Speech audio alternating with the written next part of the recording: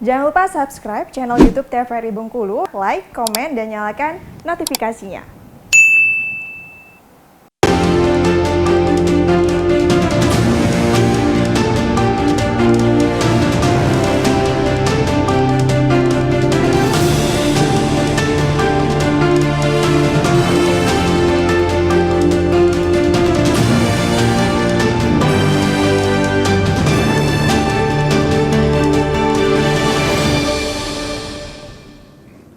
Ya pemirsa, masih bersama saya Afriko Zuhri, masih dalam program acara Berendo dengan tema kita pada hari ini membahas potensi pelanggaran pemilu.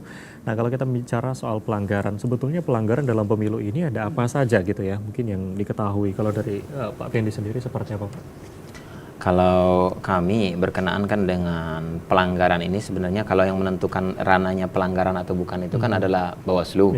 Nah, kalau kami memastikan bahwa tahapan ini kan jangan sampai ada yang melanggar seperti itu. Nah, seperti yang kami tahapan verifikasi sekarang ini semua yang kami periksa berkenaan dengan berkas administrasi persyaratan bakal calon ini nanti hasilnya akan kami sampaikan kepada partai politik. Nah, baik nanti melalui sistem aplikasi pencalonan dan juga nanti secara langsung kepada partai politik. Jadi hal-hal yang masih belum memenuhi syarat dari bakal calon dari masing-masing partai politik itu nanti akan kita sampaikan kepada partai politik sehingga partai politik nanti masih punya kesempatan dalam hal ini untuk memperbaikinya. Nah, jadi kami kira ya bukan merupakan sebuah pelanggaran tetapi mungkin karena kekeliruan atau apa dalam hal memasukkan berkas administrasi bakal calon ke dalam aplikasi Silon seperti itu.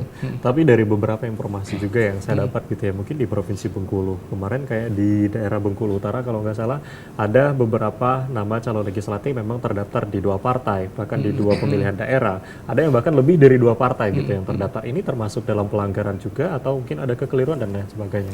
Nah, jadi kita dalam hal ini bukan melihat kepada ini pelanggaran, tetapi kita melihat kepada hal ini adalah sebagai ini bahwa dalam hal verifikasi ini kami menentukannya bahwa calon yang bersangkutan ini adalah belum memenuhi syarat.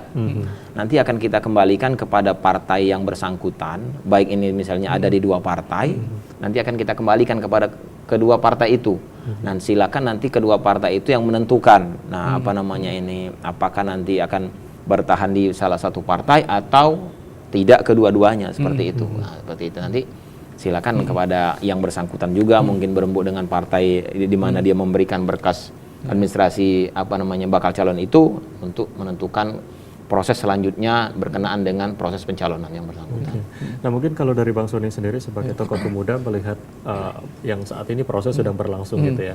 Nah mungkin kalau kita melihat pelanggaran, kalau saat ini kan memang belum masuk masa kampanye gitu ya. Mungkin ada beberapa kampanye terselubung gitu di masyarakat yang mungkin tidak kita ketahui. Karena memang benar disampaikan Pak Pendi tadi bahwa ini wewenang dari Bawaslu juga untuk melakukan pengawasan gitu ya. Tapi kalau dari masyarakat sendiri seperti apa melihat mungkin dari calon legislatif memang sudah melakukan proses dan tahapan saat ini?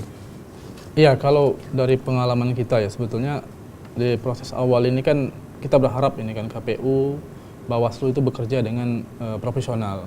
Karena begini, belajar dari pengalaman kami juga, kita pada tahun kemarin pemilihan gubernur kemarin sempat kita melaporkan ada calon kandidat itu yang secara hukum dia belum bisa mencalon karena putusan pengadilan dia kan pernah pidana ini kan. Jadi kan 5 tahun itu kan. Nah, yang dia ini belum masuk hitungannya 5 tahun, tapi sudah mencalon lagi. Ini nggak bisa sebetulnya kan. Nah, ini kemarin diloloskan. Nah, makanya kita anggap ini ada pelanggaran, maka kita laporkan. Nah, dan kebetulan juga kita bersyukur teman-teman di KPU itu respon kemarin, maka dibatalkan pencalonannya kan. Nah, kita bersyukur kemarin itu. Cuman ya balik-balik lagi kan. Dia di Bawaslu dia menggugat juga kan, akhirnya menang juga kan. Nah, itu. Ya mungkin itu salah satu contoh gitu ya Pak. Kalau kita melihat juga banyak sekarang bukan dari calon legislatif tapi dari masyarakat sendiri. Salah satu pelanggaran mungkin adalah muncul berita-berita hoax gitu ya. Berita-berita hoax, kemudian banyak informasi-informasi yang mungkin mudah menyebar, salah satunya di media sosial. Nah, kalau dari Bang Sony sendiri seperti apa melihat mungkin informasi-informasi yang berkaitan dengan isu-isu SARA dan lain sebagainya berkaitan dengan hoax, apalagi menjelang pesta demokrasi ini pasti banyak yang muncul. Iya pasti ya. Sekarang sudah mulai. Kalau bicara secara nasional, kita lihat itu bagaimana itu peta politiknya itu udah nampak betul itu kan. Bagaimana mengarah ke sini, mengarah ke situ, menggiring ke sini, menggiring ke situ kan itu udah nampak betul. Dan makanya kita berharap betul kan dengan penyelenggara pemilu ini dia kuat dan konsisten. Dan memang satu hal juga bahwa butuh dukungan masyarakat. Ini sangat penting sekali. Karena saya lihat tekanan di sana itu cukup luar biasa. Tekanan mau orang yang kira-kira yang tadi bermasalah itu dia sangat luar biasa tekanan itu kan. Jadi kalau nggak dipantau sama masyarakat ini khawatir juga nanti ada apa yang terjadi kan. Karena begini, kalau belajar yang lalu itu kan saya baca di media juga kalau secara nasional itu ada 6.000 lebih laporan di Bawaslu RI pada tahun kemarin, yang pemilu tahun kemarin itu kan. Ada 6.000 lebih laporan terkait dengan pelanggaran pemilu. Ini kan luar biasa kan, ada 6.000 lebih. Nah, belajar ke Bengkulu juga, saya pikir Bengkulu juga pasti banyak temuan. Dan kita juga, saya kebetulan di Puskaki juga, sama teman-teman juga melaporkan ini ke KPU. Kemarin juga ada Bawaslu kan, ada juga netralitas pejabat daerah, ada juga misalnya Pak Lurah, ada juga kepala dinas yang dia nggak netral itu banyak temuannya dan kita banyak yang kita laporkan kemarin ke Bawaslu. Ya, artinya memang masyarakat juga mendukung dalam hal ini gitu ya. Iya, penting sekali. Benar sekali untuk bisa mendukung dan juga bisa juga menjadi pelapor gitu ya apabila terjadi pelanggaran gitu ya mungkin di masyarakat seperti itu. Nah, kalau kita melihat sendiri saat ini sebetulnya dalam masyarakat ya Pak, mungkin dari KPU sendiri, apakah pendidikan politik di masyarakat saat ini sudah katakanlah sudah baik atau memang masih perlu dilakukan kembali? Mungkin karena KPU sebagai penyelenggara banyak saat ini masyarakat yang belum paham gitu tentang bagaimana proses dan tahapan, bagaimana pendidikan politik mereka gitu ya. Nah, ini tugas dari KPU seperti apa saat itu? Oke. Berkenaan dengan pendidikan politik, kami memang bahwa ada divisi yang namanya sosialisasi pendidikan pemilih.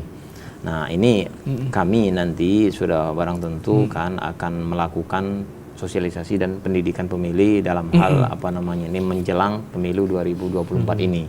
Nanti kita akan melakukan seperti biasa dulu 2019 biasanya kita akan nantikan ke kelompok minoritas, terus kelompok pemilih pemula, terus ibu-ibu. Nanti kita lakukan pendidikan politik berkenaan dengan bahwa pemilu itu adalah merupakan sarana kedaulatan rakyat yang bahwa kita semua selaku warga bangsa ya harus memilih untuk melegitimasi kepemimpinan bangsa kita ke depan. Nah, seperti itu. Nah, nanti berkenaan dengan khusus untuk berkenaan dengan bakal calon legislatif. Nah, ini nanti ada masa tanggapan masyarakat. Nanti 19 Agustus sampai dengan 28 Agustus 2023 ini. Nah, itu nanti ada masa tanggapan masyarakat ya, terhadap daftar calon sementara. Nah, ini nanti masyarakat bisa memasukkan tanggapan, mungkin masyarakat ada yang tahu berkenaan dengan ini status seseorang berkenaan dengan pidananya, mungkin nanti pokoknya bisa dilaporkan ke untuk bakal calon DPRD provinsi bisa dilaporkan ke KPU provinsi. Artinya nanti kalau kita melihat kan bukan hanya peran dari Bawaslu sebagai pengawas, tetapi masyarakat juga harus mengawasi gitu ya. Artinya dengan adanya pendidikan politik ini tidak hanya mengajarkan bagaimana proses dalam pemilu, tetapi juga proses bagaimana apabila terjadi pelanggaran di masyarakat berkaitan dengan calon legislatif. Kita akan break, nanti akan kita lanjutkan kembali. Ya, pemirsa, masih dalam pembahasan yang sama berkaitan dengan potensi pelanggaran pemilu dan tentu saja nanti akan kita ulas kembali bagaimana. Jangan kemana-mana, kami akan kembali setelah yang satu ini.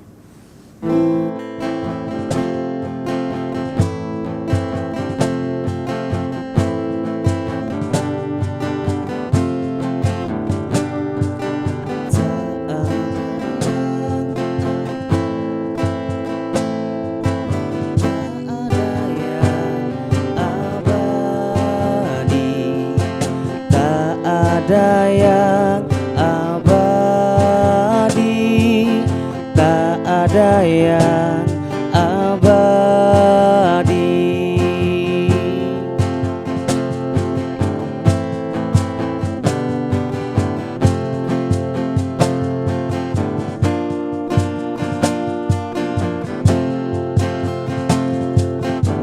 Bernafas sejenak sebelum